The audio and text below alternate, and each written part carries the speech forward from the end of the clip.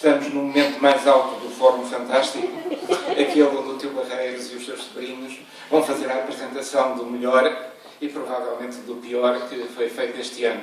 Para já tenho três notícias, uma boa e duas más. A boa é que todos os livros que nós sugerimos no ano passado foram publicados e os editores encheram-nos a conta bancária. A má notícia é que foram publicados na Terra 2 e nós vivemos na Terra 1. A outra má notícia é que deve haver uma série de agentes temporais de escritores de fantasia que voltaram ao passado e andam a matar todos os escritores de ficção científica que ainda existem e que ainda são vivos. E, de facto, este ano tem sido um ano triste porque foi essencialmente um ano de massacre. Morreram dezenas de autores que nós admirávamos. Tu tens aí a lista dos falecidos, não tens? Tenho uma lista pequena, porque foram bastantes mais. Hoje tivemos a notícia de que faleceu Doris Lessing, que tem uma obra também relevante em ficção científica, que, aliás, foi a única escritora que escreveu ficção científica a ser premiada com o Prémio Nobel da Literatura. O William Golding. William Golding também, pronto, são dois. A autora seria a única. Saramago, se me dissesse que escrevia ficção científica, eu dava duas voltas no corpo. Mas não estávamos exatamente preparados para esta notícia, portanto, fica apenas uma fonte. Mas temos aqui vários. Gostaríamos de relembrar alguns autores importantes e personagens importantes que marcaram, que nos deixaram este ano. Vamos começar mesmo pelo Ray Harryhausen. Tu queres? Eu se calhar começo pelo Harryhausen, porque eu tenho para ele uma dívida muito pessoal, que passa um bocado a relação entre o fã que gosta e se apaixona pela obra de um autor. É porque quando comecei a descobrir aqueles monstros fantásticos, aqueles dinossauros, aqueles coisas mexer, pensei, tenho que ir para a sala de aula. Os meus não gostaram muito, não acharam piada naquelas coisas, que eram muito antiquadas, muito antigas, mas quando comecei a mostrar como é que tudo era feito, começou um processo de trabalho que hoje se mantém, e que já passou por várias tecnologias também, de um processo de trabalho pedagógico, em que os alunos têm que ter ferramentas complexas e aprendem a fazer como é que as coisas são feitas pelos profissionais. E eu, no fundo, devo isso aos dinossauros do Harryhausen, que também inspiraram o Bradbury. Portanto, muito obrigado, Mr. Harryhausen. Já agora, aqueles insetos lunares do filme Os Primeiros Homens na Lua eram feitos pelo Henry Hunt. Também. Fabulosos aqueles efeitos, aquele stop motion. E aquilo que lhes parece complexo, no fundo, também é simples de replicar, mesmo com os meios rudimentares que nós temos na escola portuguesa. E a versão falhada dos marcianos, que não deixaram por. Mas está na internet e é muito boa. Exato. Quem é que morreu mais? Morreu o Jack Vance, que era para mim um dos melhores autores de sempre, ligado ao fantástico e à ficção científica, foi extremamente maltratado nas edições portuguesas, porque o Jack Vance escrevia livros em ciclos e os ciclos estão todos incompletos. Uma das melhores versões da literatura fantástica de fantasy é o ciclo do Dying Earth, ou A Terra Moribunda, que nunca foi publicado em Portugal. E depois, como havia uma guerra sinistra e secreta entre a Europa-América e a coleção Argonauta, a Europa-América publicava um do Vance de um ciclo, a Argonauta publicava o livro a seguir dentro desse mesmo ciclo, o que significava que a Europa-América já não queria publicar o terceiro do ciclo. Enfim, tudo o que o Vance publicou cá foi incompleto, foi mutilado, foi torcidado. E vocês nem imaginam, por exemplo, numa coleção já extinta, que era a coleção Panorama, as coisas que o Eduardo Saló fez aos livros do Vance. Principalmente, então, o Infírio, estava totalmente ilisível. Saló tem aquele lado sádico, não é? De querer só traduzir ficção científica e de matar toda a ficção científica que traduz. Deve pertencer ao ciclo dos viajantes temporais, que estão a dar cabo dos autores do género. E das coisas bancárias. Wayne Banks. O último foi foi a Hidrogênio Sonata. Exato, a Sonata de Hidrogênio. Não estava nada à espera, ou seja, estava a meio da leitura da Sonata de Hidrogênio, que é um bom livro, embora não seja um dos melhores da cultura, mas pelo menos é um bom livro. Quando tive a notícia que o Ian Banks tinha morrido há anos e anos atrás, para além, provavelmente, do tempo das vossas vidas úteis, Eu dirigia uma coleção de ficção científica para a clássica e o primeiro livro que eu publiquei foi o primeiro livro do Ian Banks, dedicado à cultura, O Penso em Flebas.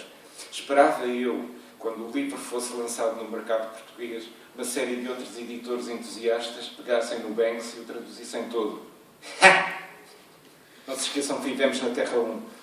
De qualquer maneira, existe um espólio fantástico de livros do Ian Banks ainda por traduzir e alguém que os queira publicar terá toda a minha admiração. Seguido o Richard Matheson. O Richard Matheson, evidentemente, foi publicado na Argonauta há muitos e muitos anos atrás.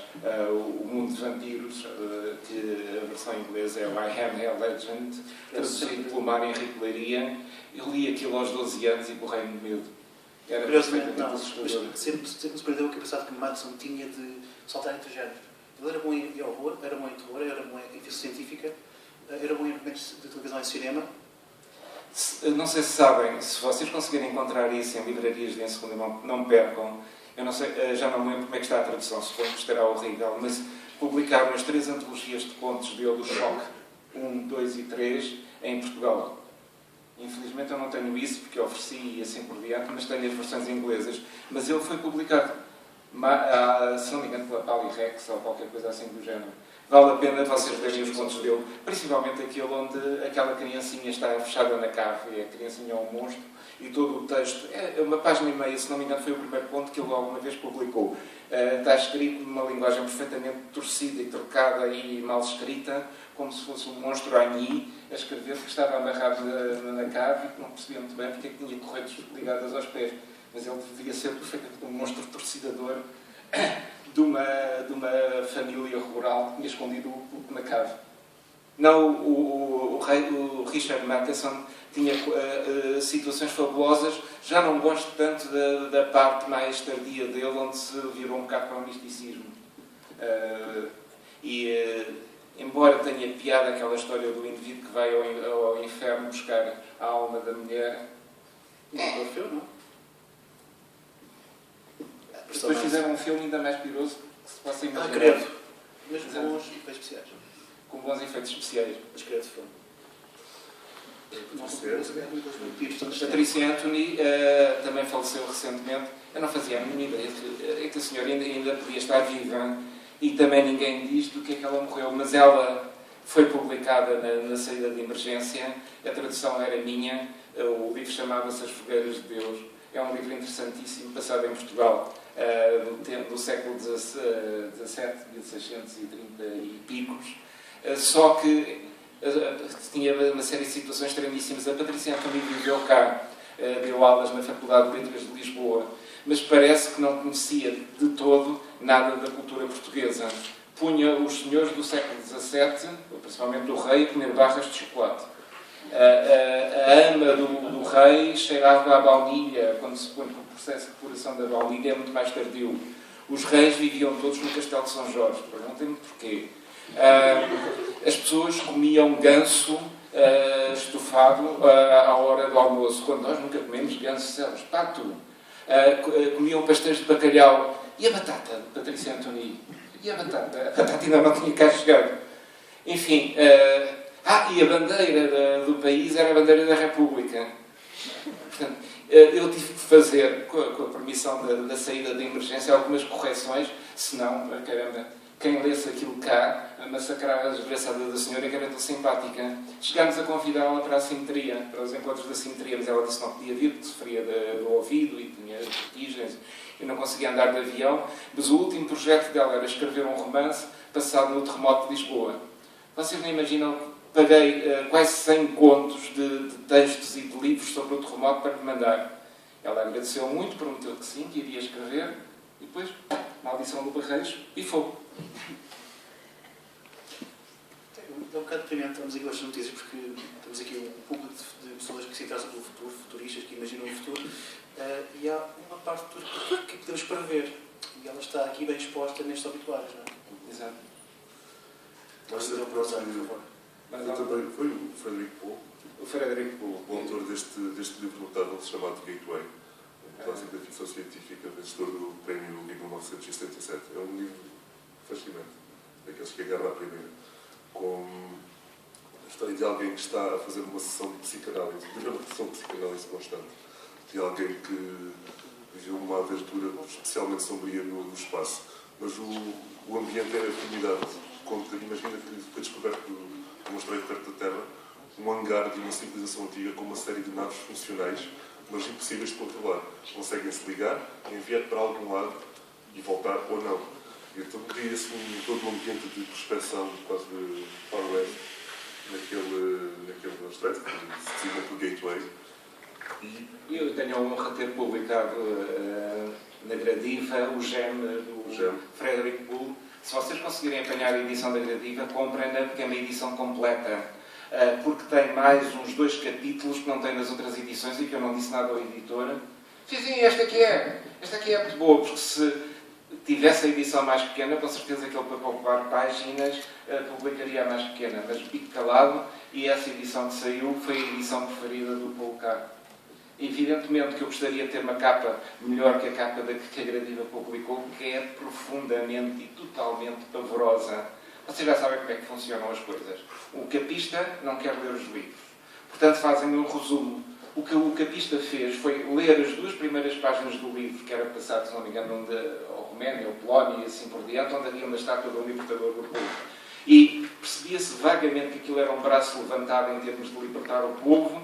E quando eu perguntei ao editor, mas desculpem lá, o que é que isto tem a ver com o livro? Então isto não tem a ver com o livro, mas tem a ver, o capista leu. E portanto a coisa é tão feia, mas tão totalmente feia, que eu suponho que o livro não se vendeu porque quem olhava para aquela capa fugia. Completamente off-topic, tu mandado a capa do livro deve ser a arquitetura de composição, cuja capa é uma elfa de grandes olhos. Tem tudo a ver com o tema. Exato. Isto é off-topic, mas eu encontrei essa edição de Gema há tempos no Alfa Revista. Não comprei, mas parei na capa porque no meio de tantos livros amarelados destacava-se por as cores muito brilhantes que tinha também. Que era essa edição de falar. Estás morto, só posso passar aos livros? Chega. senão dependia toda a gente, não? Agora esta é para o Luís Filipe Silva. Já tivemos várias e caloradas discussões do que é que sobreviverá no futuro, se sobreviverá o livro virtual ou o livro real. Tenho aqui 2 exemplos com bastante piada de argumentos pró-virtual e contra-virtual. Para já, o pró-virtual, para alegrar o coração. Esta rapariga, vocês têm aqui a ver, isto chama-se o Night Film, de uma tal Marisha Pessel. Tem uma ideia fabulosa. Ela só escreveu 2 livros, mais ou menos com argumentos weird. Esta é a história de um realizador de cinema maldito, daquele que faz daqueles filmes de terror tão terríveis, tão terríveis, tão terríveis, que só existem à venda no mercado negro.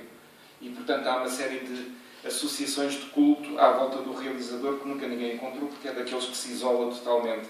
E a filha do realizador aparece assassinada, e isto é a investigação de um obcecado fã para tentar saber quem é que matou a filha. O livro é constituído por capítulos, e no meio dos capítulos tem ilustrações, tem fotografias, tem textos retirados de jornais, e de vez em quando aqui embaixo tem um pequeno ícone que vocês podem fazer o download de um aplicativo no smartphone ou no iPad. Se vocês virarem o smartphone ou o iPad para o ícone, vocês têm... Com realidade aumentada. Até a Marvel já está nessa. Tem acesso a documentários, a entrevistas, histórias sobre o pai lidas pela rapariga que foi assassinada, entrevistas com o provável assassino, pequenos filmes. É uma ideia fabulosa que funcionará muito bem, por exemplo, no iPad. Embora as críticas que eu tenho lido das definições destas imagens no iPad tenham sido bastante negativas, mas isso é uma questão da formatação do livro.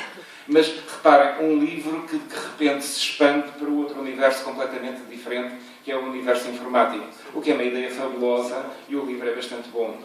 Agora há outra que, quando eu falei ao nosso amigo Rogério, ele torceu profundamente o nariz, porque ele disse assim: o quê? É um livro do J.J. Abrams. Não é um livro do J.J. Abrams. É um livro inspirado ou controlado pelo J.J. Abrams. Imaginem que um escritor maldito também, daqueles que nunca se sabe realmente quem ele era, supostamente um anarquista, um assassino pago, que foi provavelmente também assassinado e atirado da janela, mas que escreveu para aí uns 10 ou 15 livros que toda a gente diz que são fabulosos e que existem perdidos, porque nunca mais houve reedições nas bibliotecas das faculdades. Imaginem que esse livro é descoberto por um estudante desse senhor. O senhor chamava-se Evian Straka. O livro chama-se The Ship of Theseus. Bem, ele é requisitado na faculdade por uma estudante e que faz alguns comentários à margem. Imediatamente um outro, que já foi expulso da faculdade por andar a destruir as bibliotecas, faz um comentário ao comentário da estudante. E a partir daí, além do romance em si, que vocês veem aqui, todo o livro é feito de páginas com comentários feitos à margem, onde ele e ela, que nunca se encontram, como se fosse uma espécie de maldição, onde se prometem ver, mas nunca se veem, fazem aquilo que uns e outros dizem. Às vezes, em nota de rodapé, está os comentários de uma pessoa que não sabe muito bem, eles vão descobrir que é uma mulher e provavelmente seria a amante do escritor, a não ser que seja também o próprio escritor. Está aqui. Que tem o estranho nome de FX Caldeira. Ela eventualmente chama-se Filomena. O que ela diz nos comentários à margem são comentários inclusivos das ligações, provavelmente, entre os vários textos e os vários livros do autor. Há um descodificador aqui que eu ainda não tive a coragem de utilizar e que é incluído no livro, onde se podem ver ao nível dos comentários na base se ela não estará a fazer combinações com o escritor. Provavelmente. Ou morreu e provavelmente ela também mente. Só que as citações que ela faz também são todas falsas, pelo menos nos comentários que surgem à margem.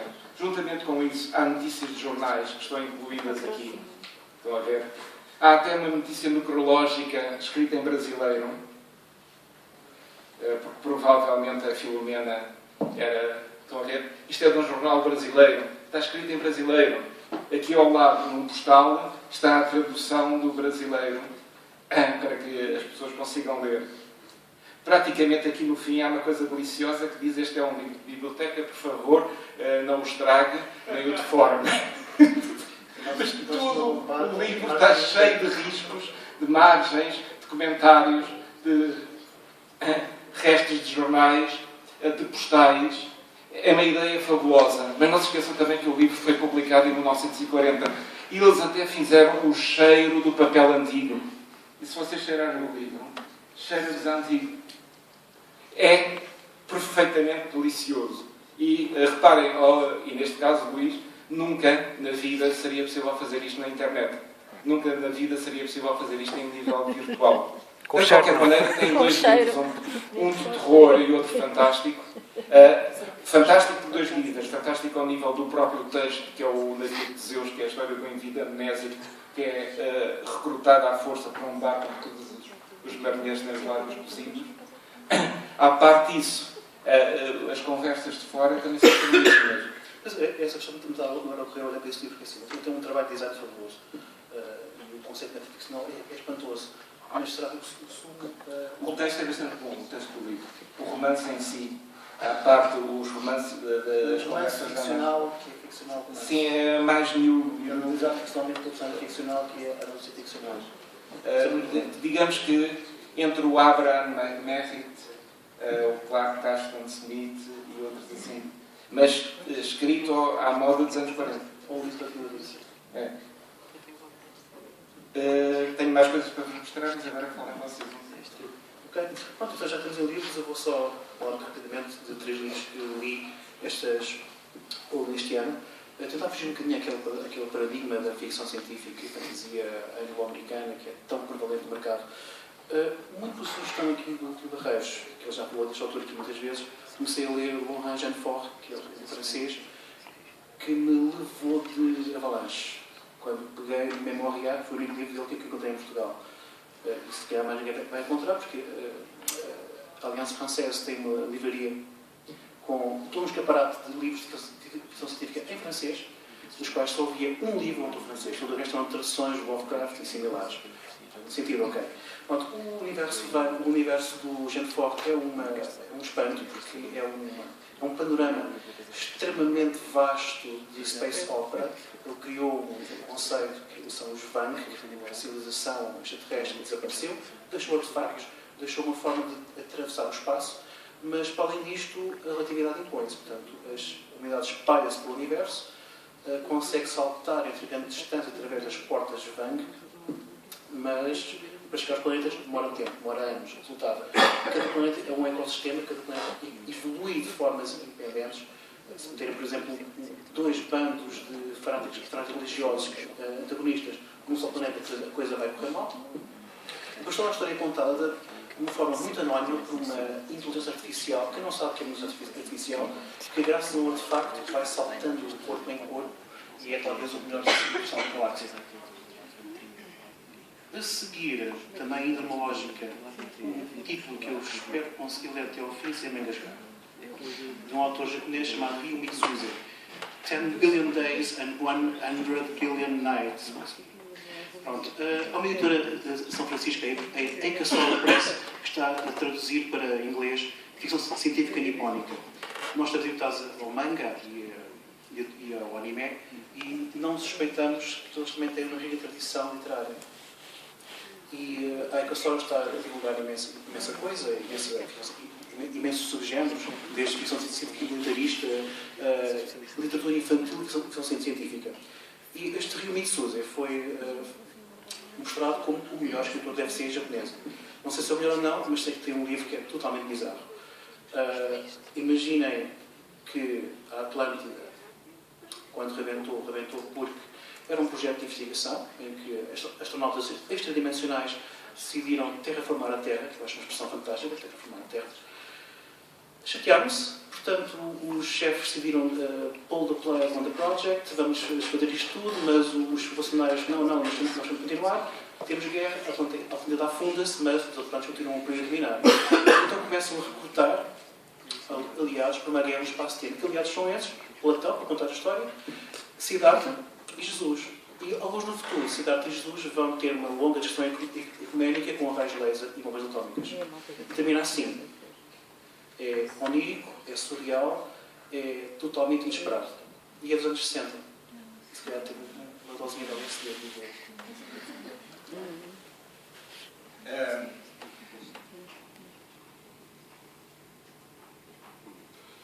Eu vou fazer aqui uma breve sugestão de um jogo. Eu já tinha dois para falar, mas acabei por, na sexta-feira, falar tanto de um que o Walking Dead Telltale, que julgo será redundante voltar a falar dele. Mas tinha aqui um outro jogo mais antigo de ficção científica que acho que merece ser mencionado. O mundo dos videojogos tem um detalhe curioso, que é muitas vezes nós, ao contrário dos filmes onde vemos os atores e a exposição mediática que têm, conhecemos os realizadores, nos jogos isso não acontece. Muitas vezes nós não sabemos quem são os rostos por trás do jogo, quem é que deu voz aos personagens, quem é que criou, quem é que fez a arte conceptual, quem é que escreveu os diálogos. Raramente se sabe isso.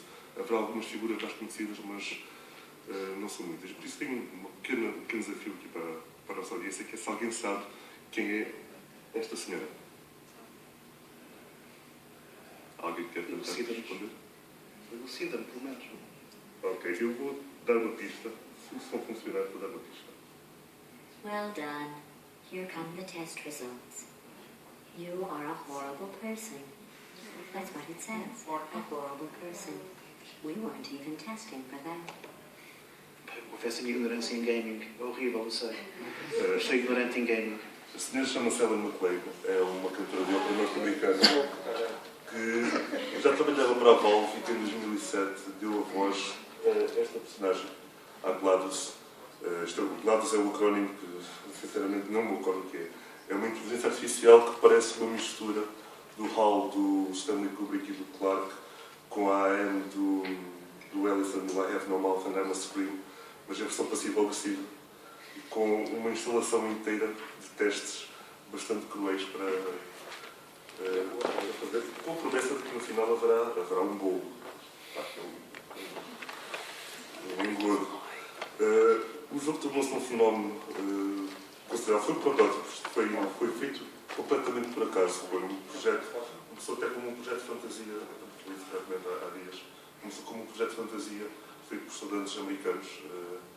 E o diretor da Valve, o Gabe Newell, viu o projeto, contratou-os e reformularam o jogo e deu origem ao Portal. Basicamente é um jogo, um first-person shooter, sem armas, em que a única coisa que se tem é a Portal Gun e temos de fazer cumprir nas várias salas de testes desafios com a física, temos de observação do movimento, tudo isso é que tem em conta para atravessar os portais e para chegar ao final da sala. O jogo é original de 2007, em 2010 saiu o segundo, expandiu bastante a coisa de termos narrativos e juntou mais voice acting de atores como o Stephen Martin e outro que está agora, J.K. Simmons, exatamente. E introduziu como novidade um modo de 2 jogadores com as adoráveis robôs, o B-Body e o Atlas, que é talvez a coisa mais divertida do jogo. Mas o que é interessante é como, em termos narrativos, a Valve, com uma estrutura muito simples, porque é um jogo extremamente simples, tanto o primeiro como o segundo, conseguiram fazer uma história cativante com uma personagem única. Não há mesmo, nunca encontrei uma personagem como a Gladys, a forma como fala, por as piadas que coloca, por a inteligência artificial muito, muito peculiar. É um jogo bastante custo, que se compra muito barato na internet, no Steam, para quem joga no PC e na PlayStation também. E que recomendo a todos, todo o tipo de pessoas, quem costuma jogar, quem não costuma jogar, vale muito a pena, também por a história que é interessante. Já falando disso, a tua opção, essa questão da história, do storytelling em jogos, é talvez aquilo que me deixa mais chateado com o facto de não ter tempo para jogar. Porque acho que já passamos muito aquela fase em que o jogo era só lúdico. Hoje em dia o jogo é, por todos os efeitos, uma espécie de óperas contemporâneas, em que recursos desde narrativa, gráficos, desenho, ilustração e motores de rendering e 3D se unem, e também som, claro, para criar uma experiência imersiva e que nos agarra tanto, ou se calhar mais, do que muitos livros ou muitos filmes. A questão é que, a partir do momento em que tu controlas a personagem, isso, à partida, dá-te uma maior emoção. Mesmo hoje em dia fazem-se muitos jogos com escolhas, jogos como Mass Effect, como Witcher, no caso dos RPGs, como o Walking Dead, que já mencionei. São jogos que dão muita escolha para os jogadores fazerem a sua própria história. Claro que essas escolhas não são. No fundo, há plot points que estão definidos e aos quais não podemos escapar.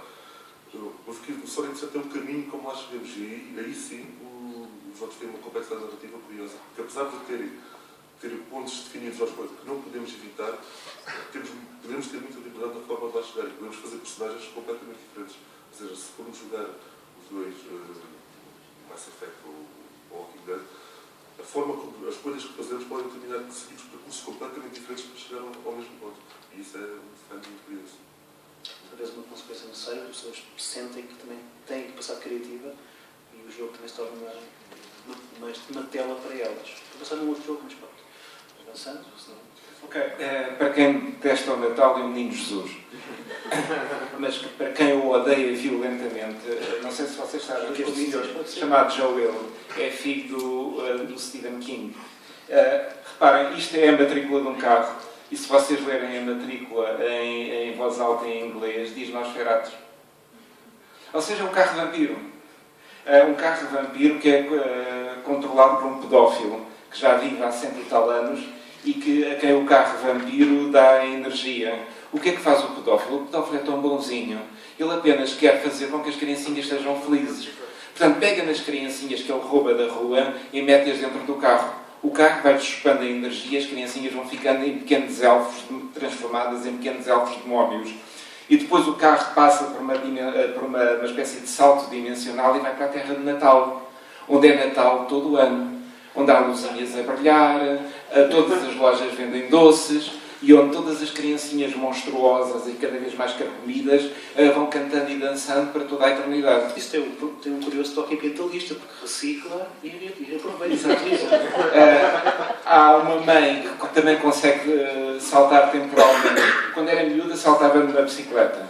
Agora salta para os vários universos onde se perderam coisas através de uma Harley Davidson. Sempre através de uma ponte que aparece quando ela quer saltar. É sempre usar desse tipo. E ela vai entrar no mundo do Natal, por onde foi raptado o filho. E a parte final, onde ela massacra criancinhas a torto e a direito, criancinhas que já são perfeitamente monstruosas, caramba, é delicioso. Há muito tempo que eu não vi o Natal ser estraçalhado desta maneira. Então, quando ela dá cabo da árvore de Natal, digo-vos, não percam as cenas e não percam o livro do Joel, que estranhamente publicaram 2 livros anteriores dele cá. João Barreiro, desculpa o off-topic e não leves a mal, mas os anos 25 deixaram marcas. Mas estes eram mais pequenininhos, ou seja, não eram propriamente galudos, mas eram aquelas criancinhas todas de olhinhos brilhantes e bem penteadinhas que andam a cantar canções de Natal que não estadas nas escolas. Ou seja, o que o carro Nosferatu faz a elas. E agora, por exemplo, tem aqui uma antologia fabulosa. No ano passado mostrei-vos a antologia chamada Weird, do Jeff Vandermeer. São minutinhos para lá, vocês está a perguntar. North Fair A2. NOS 4A2, para mim mais ou menos assim. Eu vou por aqui não. Depois ele mostra para você. No ano passado, o Jeff Vandermeer e a mulher dele publicaram uma antologia chamada The Weird. Desta vez publicaram uma antologia fabulosa, gigantesca e extremamente pesada, que pode servir como arma de arremesso, chamada O Almanaque dos Viajantes do Tempo. Praticamente tem tudo o que é possível imaginar-se de contos clássicos e modernos sobre viagens no tempo. O que o Vandermeer e a mulher dizem é que todos os contos variam de semana para semana, porque as edições do futuro estão a interferir com as edições do passado. Mas vocês não se lembram. Portanto, se vocês lerem o livro hoje e se lerem o livro daqui a 15 dias, os textos são diferentes e os contos são diferentes. Portanto, o livro está sujeito a uma espécie de uma cadeia ininterrupta de paradoxos para trás e para a frente. Quanto a esta antologia, também é uma ideia fabulosa, é o Marte nostálgico, o velho Marte. Não são contos sobre o Marte moderno e sobre o Marte tal e qual como vocês o entendem. São contos como seria o Marte nos anos 40 e nos anos 50, com civilizações perdidas e ruínas de marcianos e canais cheios de água chilra, onde os marcianos vão morrer. Tem um conto do nosso convidado, o Ian MacDonald. Tenho aqui mais coisas. Ok, então, algo um bocadinho diferente. Tentava uma desenhada. Eu este ano também continuei, também na desenhada, investir uma lógica de fugir à hegemonia anglo-americana e também àquele bastião de bande dessinée franco-belga. E comecei a olhar para a Itália, que tem uma indústria de banda desenhada muito madura, cheia de personagens, cheia de obras publicadas regularmente, onde poderia falar muita coisa. Se procurarem por Fumetti na internet vão encontrar imensa informação.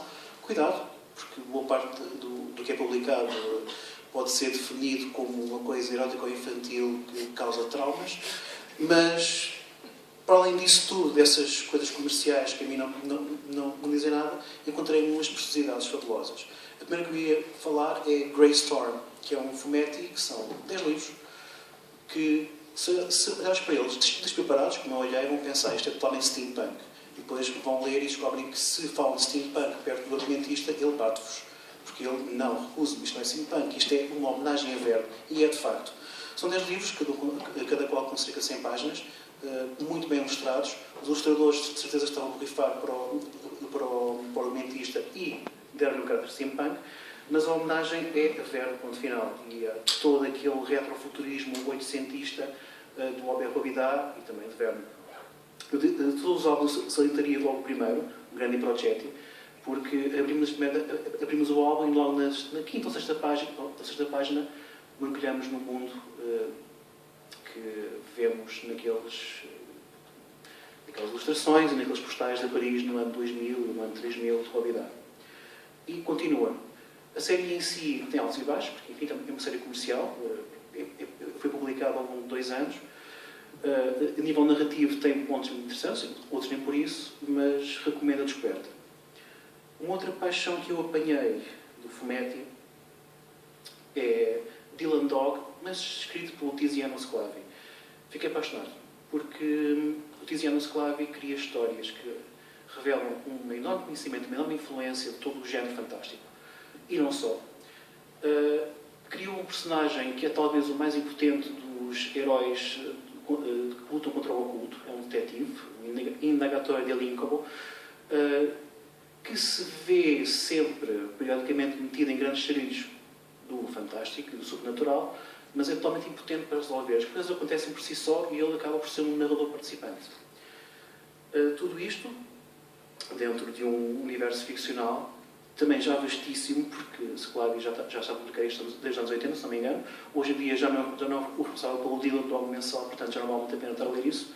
E também de Sclavi eu adoraria, se alguém conseguir encontrar isso, e invejo-vos eternamente, que alguém encontrasse o Della Morte e Della Amore, que é um livro fabuloso, nunca traduzido para mais línguas, não sei italiano, foi escrito originalmente em italiano, e que também inspirou um filme fabuloso do Michele Soavi, um dos discípulos do Mario Bava, se não me engano, estou a fazer agora a memória, que é talvez o mais onírico dos filmes de terror italianos, que se passa dentro do cemitério, e fala de amor, morte, cemitérios, mas não de um ponto de vista gótico, e também não de um ponto de vista de giallo, e também não de um ponto de vista de splatterpunk, zombie e canibalismo, que os filmes italianos habituaram durante tanto tempo, nos anos 70 e 80.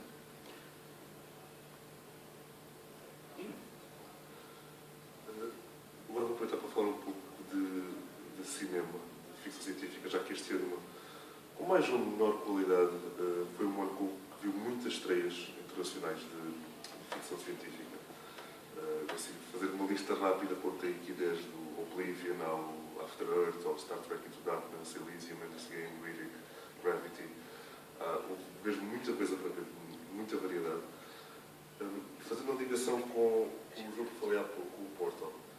Quando, no final do ano passado, surgiu na internet o primeiro trailer do Pacific Rim, do Guillermo del Toro, o facto mais comentado não foi exatamente o filme, não foi os efeitos especiais, não foi o próprio projeto que o del Toro estava a fazer, foi sim o facto de a voz da inteligência artificial dos robôs ser a voz da